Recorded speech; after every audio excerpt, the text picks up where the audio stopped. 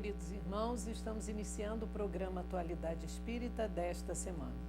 Este programa é uma realização do 8º Conselho Espírita de Unificação, que agrega 14 casas espíritas em Nova Friburgo e tem por finalidade a divulgação da doutrina espírita codificada por Allan Kardec, levando consolo e esclarecimento a todos aqueles que nos assistem.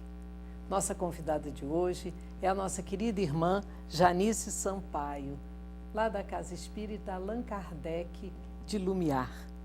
Janice, que é psicóloga, terapeuta de regressão de memória, terapeuta floral de Bach e oradora espírita, divulgadora de nossa doutrina.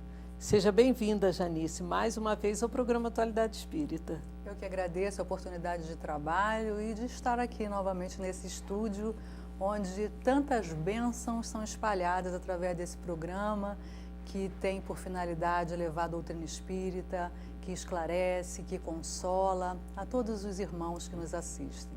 Muito obrigada. E o tema, queridos irmãos, de hoje é a libertação do sofrimento. Janice, por que há tanto sofrimento no mundo? Teríamos uma explicação para isso? Teríamos, dentro da nossa visão espírita, o nosso querido codificador Kardec, que agora, 3 de outubro, é aniversário de seu nascimento, trouxe para nós, dentro da codificação, uma classificação de mundos, já que um dos princípios básicos da nossa doutrina é a pluralidade dos mundos habitados. Então, dentro da nossa doutrina, da nossa crença, nós acreditamos que não só a nossa Terra é habitada, mas outros planetas também o são. E esses mundos apresentam categorias. E Kardec colocou dentro das nossas obras básicas essas categorias. Então, vejamos, a Terra, ela está na 2ª categoria dos mundos. Nós temos o primeiro degrau evolutivo dos mundos primitivos. Segundo degrau, mundos de provas e expiações, que é onde está situado o nosso planeta Terra, que está passando lentamente por uma fase de transição para subir de degrau. Nós sabemos que o mundo de regeneração, que é o próximo degrau, se avizinha, se aproxima. Estamos nesse período de transição, mas ainda não podemos dizer que já passamos. Então a Terra se situa nesse 2º patamar, que é um mundo de provas e expiações. Então o que isso quer dizer? Isso quer dizer que nós que aqui estamos habitando temos a sintonia deste planeta, que é um planeta ainda em evolução, um planeta ainda onde há muita dor, um planeta onde nós geramos a dor. É a nossa sintonia, não é a Terra na sua materialidade que gera sofrimento e dor. São os seus habitantes. Então, se nós estamos encarnados neste mundo de provas e expiação, nós não estamos aqui por acaso. Nós vibramos nessa sintonia e então fomos atraídos para encarnar aqui. Então, nós trazemos em nós essa vibração ainda negativa, ainda inferior, onde trazemos as nossas mazelas morais para serem transformadas. Então, estar encarnado aqui nos conduz a sabermos que teremos que estar a braço com a dor e com o sofrimento.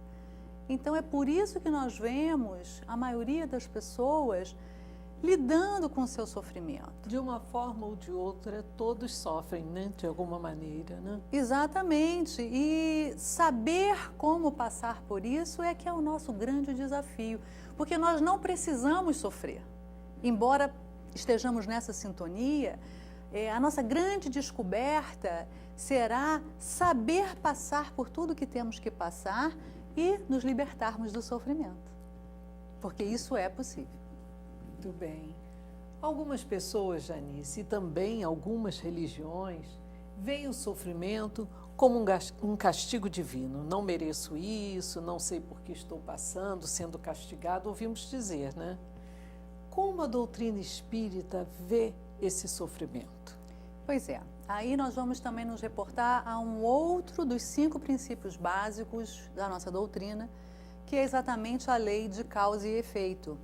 E aí nós podemos lembrar do nosso querido apóstolo Paulo, né, dentro do Evangelho, quando ele disse que a semeadura é livre, o homem pode plantar aquilo que quiser, mas aquilo que plantar, aquilo mesmo ele colherá. Então, para que nós possamos ver a lei de causa e efeito, ela nos diz que na causa de todos os nossos sofrimentos estamos nós. Então, se nós pensarmos que não existe dor sem causa e que se nós estamos diante das leis do universo, que são leis justas, que são as leis de Deus, nós vamos compreender que não existe castigo. O castigo, ele seria uma punição. E a gente pode lembrar lá nas nossas encarnações, lá nos primórdios, onde nós ainda estávamos engatinhando nas leis morais e nas leis intelectuais, nós tínhamos os deuses como deuses que castigavam. Então, o homem primitivo, ele se colocava diante da natureza como se cada manifestação física fosse uma manifestação divina, pela sua ignorância. Então, como ele não compreendia essa causalidade, tudo aquilo que ele recebia, que lhe fazia, que lhe causava dor, ele atribuía a uma causa extra-pessoal, uma causa divina. Então, nós vamos também ter lá em Moisés, né, lá no Antigo Testamento, esse Deus punitivo, esse Deus que brigava, esse Deus que tinha características humanas. Mas Jesus inaugurou a era do amor. Jesus nos ensinou que Deus é Pai, de amor, de bondade. João Evangelista diz que Deus é o próprio amor. Então nós começamos a ver Deus de uma outra forma, não mais um Deus que pune, mas um Deus justo, amoroso, bom. E se Deus é justo, amoroso e bom, nada que nos acontece foge a essa regra. Estamos inseridos nas leis do Pai. Então, nós temos que mudar essa nossa concepção, atravessada por uma cultura judaico-cristã, que nos impõe uma culpa para tudo que nós fazemos. Nós não temos culpa de nada o que fazemos. Aí você fica a perguntar, como não? Mas se eu faço mal, eu tenho culpa. Não, nós não somos culpados. E eu costumo até fazer uma analogia. Se Jesus errar, ou se tivesse errado na sua passagem, ele seria culpado. Se Jesus tivesse tido uma conduta contrária às leis do Pai, ele seria culpado. Porque Jesus já é um espírito perfeito. Já tem todo o conhecimento. Ele tem todo o conhecimento, toda a sabedoria. Nós não. Nós, quando erramos, erramos por ignorância. Então, nós não somos culpados. Nós somos responsáveis. Então, nós precisamos riscar essa palavra culpa das nossas vidas. Porque culpa, dentro da nossa visão psicológica, é algo que nos prende, que nos ata, que nos acorrenta a um passado. Quem vive no estado de culpa está preso num passado. Porque a culpa é sempre de algo que nós fizemos para trás. É algo que nós fizemos e que nos prende sem que nós possamos caminhar. Porque a culpa não liberta. Então, quando nós estamos inseridos nesse contexto de culpa, nós ficamos estagnados na evolução. E nós sabemos que nós temos um tropismo divino que atua em nós. Ou seja, uma atração que nos puxa para Deus, que faz com que nós evoluamos, com que nós caminhemos em direção a quê? A nossa perfeição. Sabendo que nós fomos criados simples e ignorantes por Deus. Isso quer dizer muita coisa. Nós não podemos mais olhar os fatos e as coisas da vida sem reflexão. Exaltando novamente o nosso codificador Kardec, né, que foi codinominado o bom senso encarnado, nós precisamos ter bom senso. O que quer dizer tendo sido criados por Deus simples e ignorantes. Vamos analisar e refletir para que a gente possa, através da reflexão, colaborar para o entendimento e para que a gente possa rever nossas atitudes.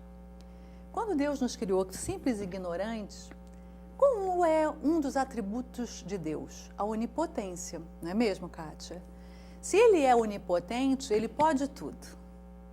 Mas Ele escolheu nos criar simples e ignorantes. Podia ter nos feitos todos perfeitos. E eu, quando era bem novinha, quando eu adentrei a doutrina espírita, quando eu me deparei com essa máxima que fomos criados simples e ignorantes, eu falava, que brincadeira boba de Deus. Por que não fez todo mundo perfeito? Não é? Nossa, economizava tanto sofrimento para nós.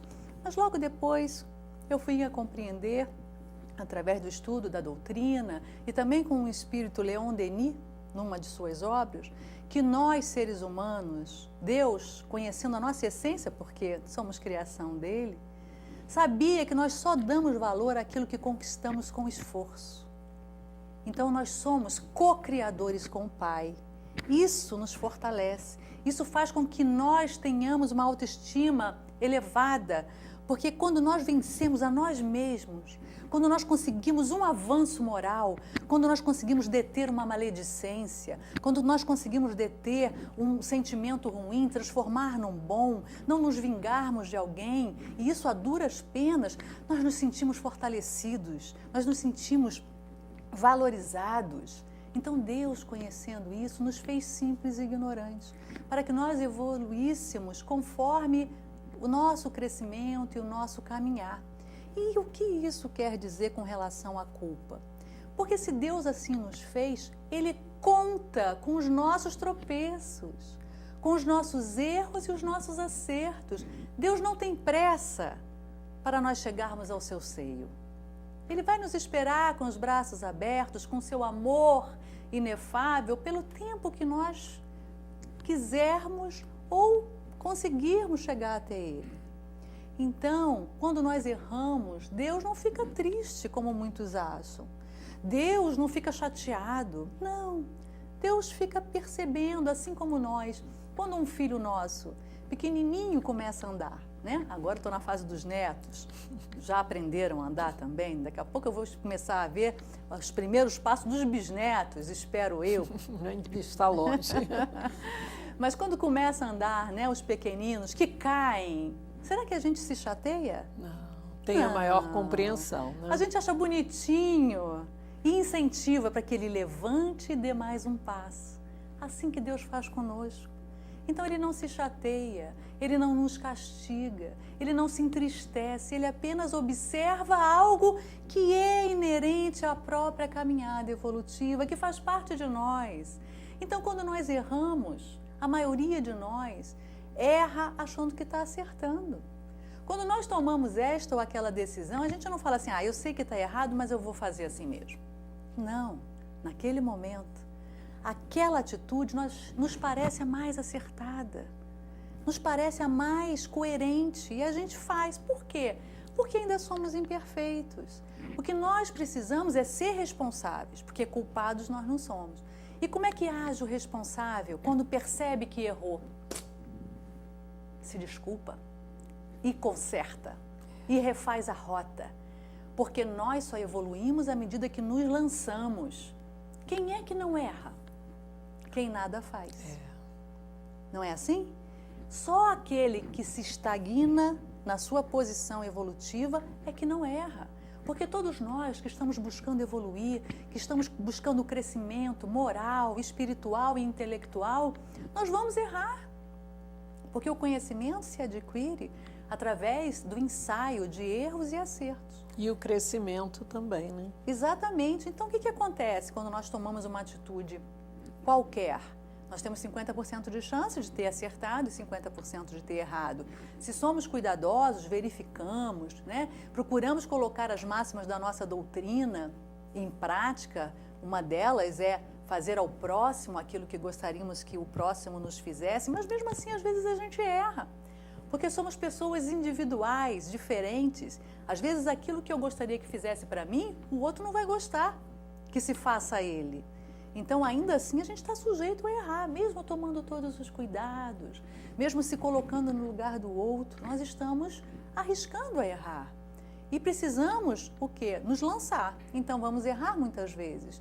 E aí, riscando a palavra culpa e substituindo por responsabilidade, assim que nós vermos que erramos com o outro, que aquilo não teve o fim esperado ou que teve uma repercussão negativa, é nós nos redimirmos, né? Então, se eu passo por aqui, derrubo o copo e sujo o chão, o culpado vai ficar chorando e se lamentando. Ah, tá vendo, eu sou horrível, eu não devia ter passado por ali, eu não devia ter quebrado o copo, mas não faz nada, porque ele paralisa na culpa. E o responsável, o que que faz? Opa, peraí, onde é que tem um pano? Eu vou limpar, desculpa, hein? Eu não via, eu não quis fazer isso, mas olha só, eu vou te ressarcir se eu criei algum dano, algum prejuízo, eu vou te ressarcir. Esse é o responsável, ele não se paralisa. E qual é a figura dentro do nosso Evangelho de Jesus que nós podemos nos reportar para seguir como modelo de responsabilidade e não de culpa? Paulo de Tarso. O nosso querido Saulo perseguiu os cristãos, matou, mandou matar, foi implacável. Por quê? Ele achava que estava errando naquele momento? Não. Ele estava equivocado.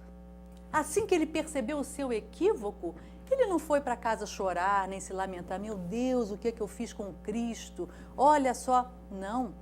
A atitude dele, na hora que ele percebe seu erro, Senhor, o que queres que eu faça? É essa a nossa atitude diante do erro. Não paralisar, não estagnar na culpa, porque nós não somos culpados, nós somos responsáveis. E esse é o pensamento da doutrina espírita, né, Janice? Sim. Como foi a pergunta?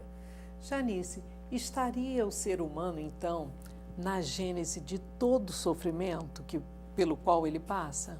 Certamente, certamente. É claro que nós, às vezes, olhamos à nossa volta diante de uma dificuldade, de uma dor que estamos passando e não conseguimos compreender.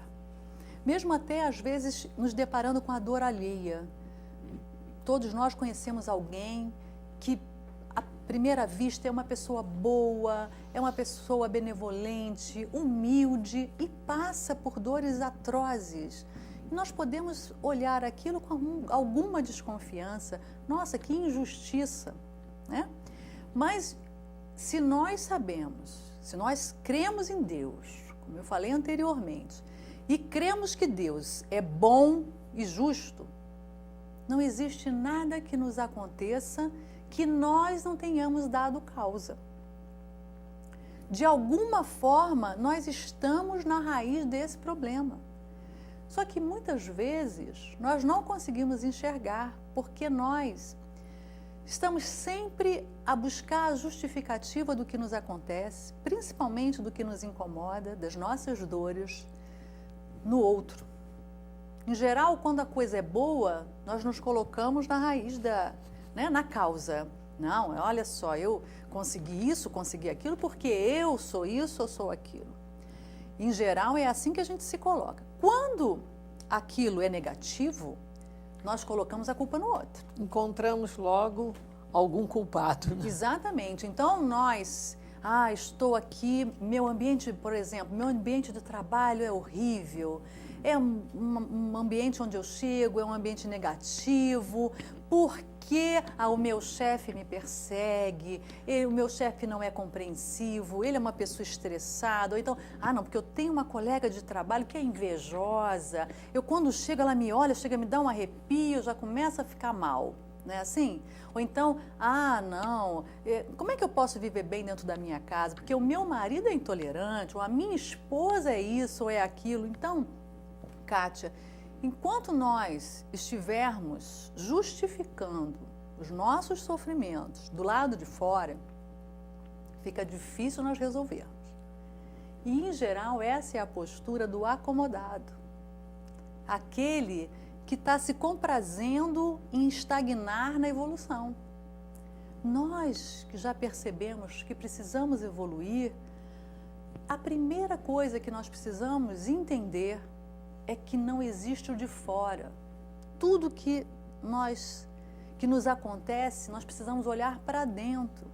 E aí nós podemos nos lembrar, dentro da nossa codificação espírita, de Santo Agostinho, quando numa belíssima lição de psicologia transpessoal, nos ensina como evoluir. Santo Agostinho nos diz que a cada noite, antes de dormirmos, que nós possamos fazer uma reflexão das nossas atitudes diárias. Olha que lição de psicologia transpessoal, onde nós vamos verificar as nossas atitudes. Aonde foi que eu errei? Qual foi o bem que eu deixei de fazer? Para que a gente possa, com isso, começar a entender que eu estou na raiz dos meus problemas. E se eu começo a olhar para mim, para as minhas atitudes, aqui é onde eu posso atuar.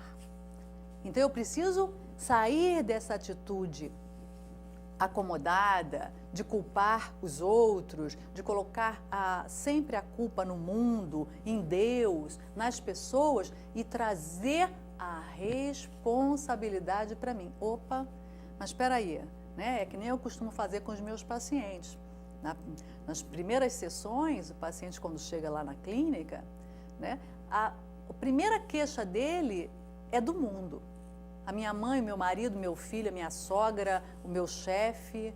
Aí, né, dentro da psicologia, a gente começa a buscar dele, tá, mas todo mundo está errado? Né? Todo mundo te persegue? Qual a parte que te cabe nesse latifúndio? Cabe sempre essa pergunta. Então, essa pergunta é uma grande dica para que nós possamos nos fazer quando nós estivermos no meio de uma tribulação. Será que é o fulano que está errado? Será que é o meu chefe, meu marido, meu filho, a minha empregada, né, o meu vizinho? Será que eu não estou fazendo nada para que essa situação se estabeleça desta forma? Porque só em nós podemos mexer. É verdade. Então, essa é a chamada, né, da nossa doutrina, quando fala na reforma íntima. A reforma é íntima. Nós não podemos reformar o íntimo alheio, que é sempre o que nós achamos mais fácil, sempre o que nós estamos querendo fazer. E, na verdade, né, se nós lembrarmos de Paulo de Tarso, quando diz o bem que quero fazer, esse eu não faço, mas o mal que eu não quero, esse eu ainda faço. Para nós vermos como é difícil nós nos transformarmos. E às vezes a gente quer transformar o outro, se a gente não consegue transformar nem a nós mesmos. Realmente. Janice, nós estamos encerrando o primeiro bloco do programa de hoje, meus queridos irmãos, recebendo aqui Janice Sampaio, lá da Casa Espírita Allan Kardec de Lumiar. Janice está nos trazendo o seguinte tema: a libertação do sofrimento. Vamos agora a um breve intervalo comercial e retornaremos logo a seguir. O homem não deve esquecer-se de que está no mundo inferior, onde só é retido pelas suas imperfeições. A cada vicissitude, deve lembrar que se estivesse no mundo mais avançado, não teria de sofrê-la, e que dele depende não voltar a este mundo, desde que trabalhe para se melhorar. Queridos irmãos, estamos iniciando o segundo bloco do programa Atualidade Espírita de hoje, recebendo Janice Sampaio, que é presidente da Casa Espírita Allan Kardec de Lumiar. Nós estamos abordando o tema a libertação do sofrimento. Janice, a sociedade de consumo, ela colabora para o sofrimento desse homem moderno? Opa, e como? Na verdade, Kátia, o que acontece hoje na nossa sociedade de consumo, né? Que é predominantemente, nós vivemos numa sociedade de consumo. Vamos pensar em termos de necessidade. Antigamente, nós consumíamos de acordo com a necessidade. Então, eu lembro quando eu era pequena, nós tínhamos 2, 3 mudas de roupa. Um sapato para sair, um para ficar em casa. E não mais. E É certo que eu não era de uma família abastada, mas era uma família de classe média. Meu pai é advogado, né? Mas nós não tínhamos 10, 20 pares de sapato, né? Era uma televisão para a família. E o nosso consumo, ele era baseado na necessidade. Você tinha necessidade de alguma coisa, você ia buscar. Isso veio mudando desde a Revolução Industrial, onde até então era a necessidade básica do ser humano que o levava a consumir. Com a Revolução Industrial, onde as máquinas foram colocadas a favor do homem, o que aconteceu? As indústrias começaram a produzir muitos bens. E se nós continuássemos a consumir conforme a necessidade vigente, elas não teriam como colocar as suas mercadorias da forma como gostariam, para continuarem a produzir mais, aumentando seus lucros. Então, o que aconteceu? Os marqueteiros, de então, foram consultados, os psicólogos, para fomentarem uma necessidade fictícia para que nós pudéssemos consumir e alimentar esta indústria. Então, desde então, foi imposta a nós essa necessidade crescente, onde paulatinamente a mídia e o comportamento da sociedade foi colocando para nós valores novos. Nós não mais seríamos valorizados pelo nosso caráter, como antigamente o era, né? A palavra era o que valia, uma pessoa de palavra era uma pessoa bem posta na sociedade, uma pessoa que tinha um caráter ilibado dentro da sua família, dentro do seu bairro, esse era uma pessoa de valor. Começou a mudar. Quem passou a ser a pessoa de valor? Aquela que tinha a melhor casa, mais bem montada, o melhor carro, aquela mulher, não mais aquela boa mãe, boa dona de casa, mas sim aquela que se vestia melhor, que tinha a melhor grife. E hoje, o que nós vamos ver? Qual é o valor que a sociedade agrega ao ser humano? Aquela pessoa que está mais bem aparelhada, com o melhor celular, com o melhor carro, que é com a melhor roupa. O tempo todo, né? Sim, porque a sociedade de consumo precisa estar sendo alimentada, né? As empresas que fabricam os celulares, elas precisam incutir em nós a necessidade de um novo aparelho. Como é que elas vão dar conta das suas produções? Se nós comprarmos um aparelho, começou a ter as coisas começaram a ser descartáveis para que a gente possa adquirir mais e mais. E nós vamos ver hoje a compulsão às compras é uma doença. Eu tenho pacientes que estão no consultório se tratando por essa compulsão, que já é diagnosticada como uma doença. Então, lembrando a sua pergunta, se a sociedade de consumo ajuda a aumentar o sofrimento humano, certamente. Porque nós estamos nos deixando levar, nós estamos abraçando e aceitando essa imposição de que nós precisamos de coisas. E o outro que não consegue acompanhar tudo isso se sente diminuído, inferiorizado. E sofre. Então, meus irmãos, nós precisamos rever. Nós não podemos mais agir sem pensar. Antes de um consumo, antes de uma compra, precisamos olhar a situação. Muitas pessoas entram em dívidas para poder acompanhar esse consumo, para poder não se sentir diminuído perante o outro. Meus irmãos, os nossos valores não podem ser baseados na matéria. Sabe por quê? Nós não somos esse corpo. Nós somos espíritos vivendo uma experiência física. E tudo aquilo que é inerente à matéria é pertencente ao planeta. Não é nosso. Essa roupa não é minha, esse sapato não é meu, essa echarpe não é minha, esse corpo não é meu, ele pertence à Terra. E ficará aqui. Ele vai ficar aqui exatamente quando eu voltar para casa. Então, uma dica para que nós saibamos o que é, de fato, valorizado para nós como espírito, é tudo aquilo que nós vamos levar junto conosco. Tudo aquilo que for ficar pertence à terra e não a nós. Então, antes de fazer um consumo, muitas vezes, que vai pesar no orçamento, que vai nos trazer um sofrimento, de estarmos apertados, de termos que de nos portar diferente na hora de fazer uma compra, de fato, que vai ser necessária à família, de ter uma mesa com alimentos saudáveis, de poder ter um momento de lazer com a família, vamos pensar se aquilo que nós estamos querendo adquirir é de fato importante, é necessário. Então, essa sociedade de consumo, ela acaba nos infligindo um sofrimento que é desnecessário. Porque nós não precisamos de uma TV de última geração para ser feliz. Nós não precisamos de um celular maravilhoso, nós não precisamos do carro zero. Quantas pessoas se endividam para ter um carro melhor, porque o seu vizinho também comprou? E, na verdade, aquele que ela tinha ali atendia perfeitamente e ela teria mais tranquilidade. E isso também traz algo que hoje em dia está muito em moda.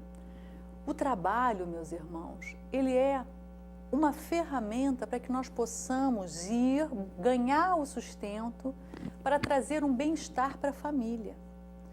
Quando nós nos endividamos, quando nós queremos coisas, nós acabamos tendo que trabalhar demais e não vamos dar conta de quê? De viver essa família, esse bem-estar da família, porque nós precisamos trabalhar cada vez mais para atender essas necessidades que nós nos deixamos envolver como necessidades importantes, como necessidades impostergáveis, quando na verdade não são.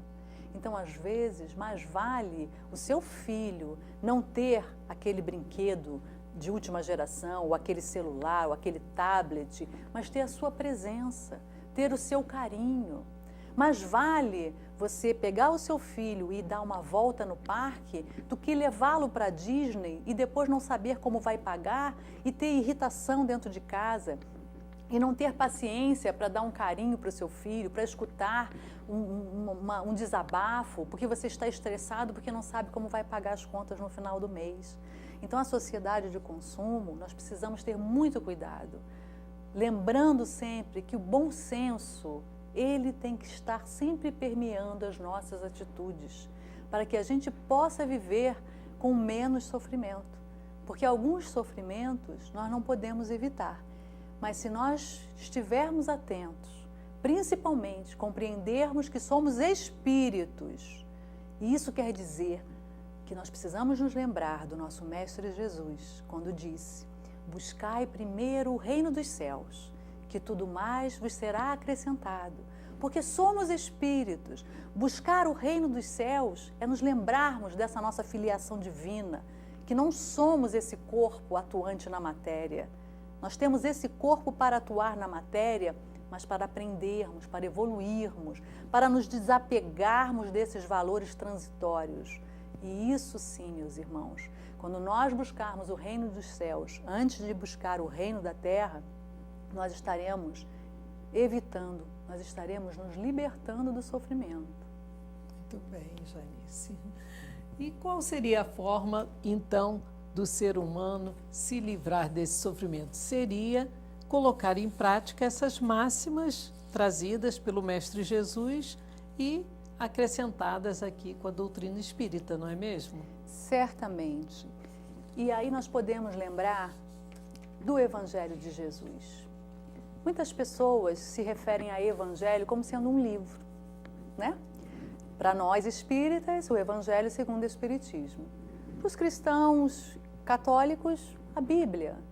Para outros segmentos, o Velho Testamento, o Alcorão, enfim, os seus livros sagrados. E, na verdade, o Evangelho não é nada disso. Evangelho são leis morais. E leis morais que vigem aqui em Nova Friburgo, no Brasil, no continente americano? Não, meus irmãos. Leis morais que vigem no universo. Porque são as leis de Deus, são as leis da natureza. Então, o Evangelho é para ser levado para a vida. Aprender que Evangelho são atitudes que temos que ter 24 horas por dia. Porque, se não vejamos, o que é um ser evangelizado?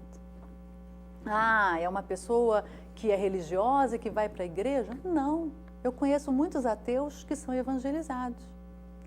Porque ser evangelizado é ser honesto, justo, benevolente, gentil, cumpridor dos seus deveres, solidário, caridoso. Porque não é isso que contém o Evangelho de Jesus? As leis morais que vigem no universo, que são as leis de amor. Então, quando nós aprendermos que o Evangelho é para ser colocado em prática, ele não é um livro, ele é uma atitude perante a vida, nós vamos começar a nos livrar dos sofrimentos. Porque se eu me torno uma pessoa mais tolerante, eu diminuo o meu sofrimento.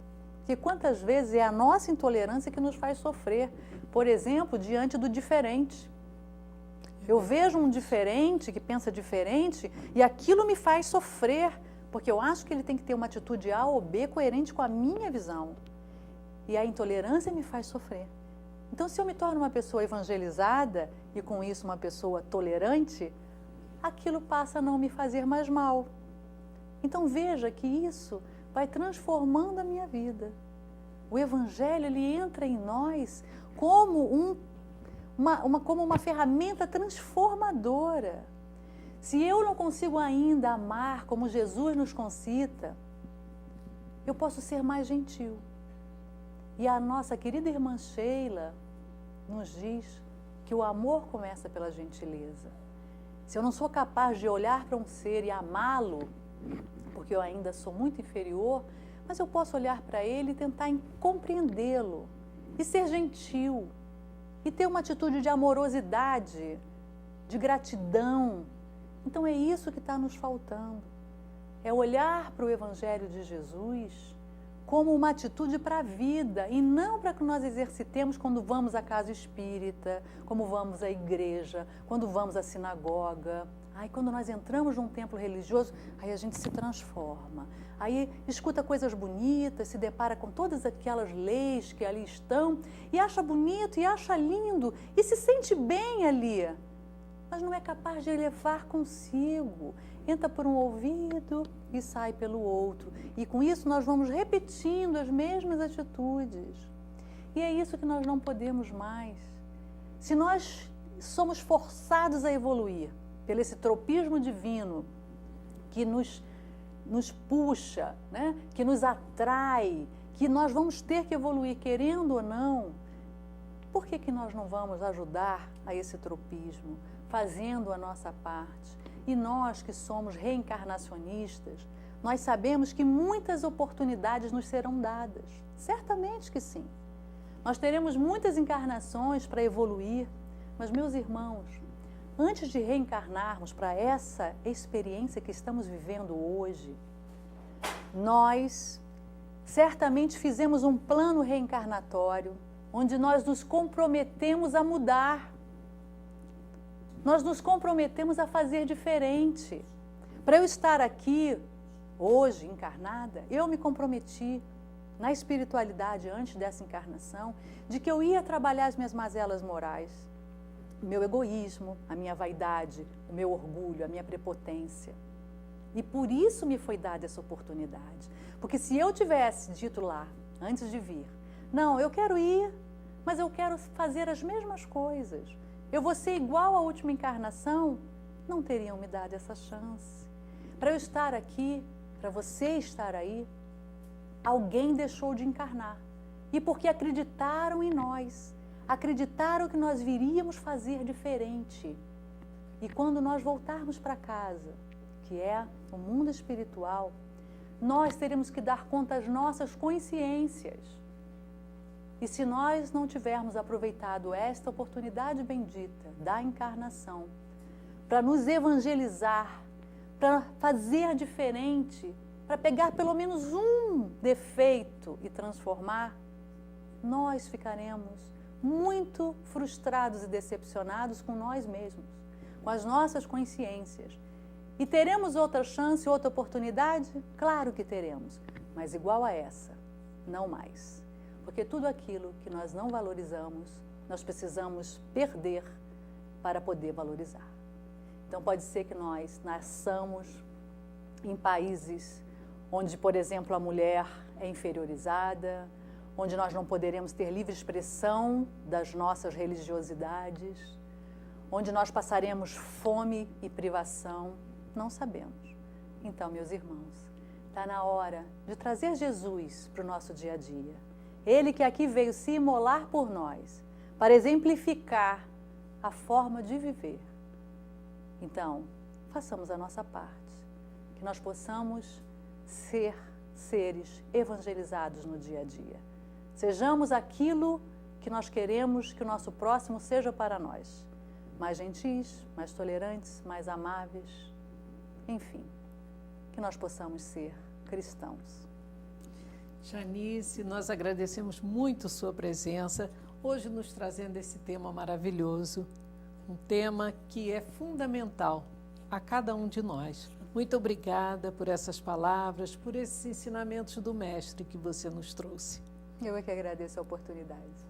Queridos irmãos, estamos encerrando o programa Atualidade Espírita, lembrando a todos que visitem o Laje, Lar Abrigo Amor a Jesus.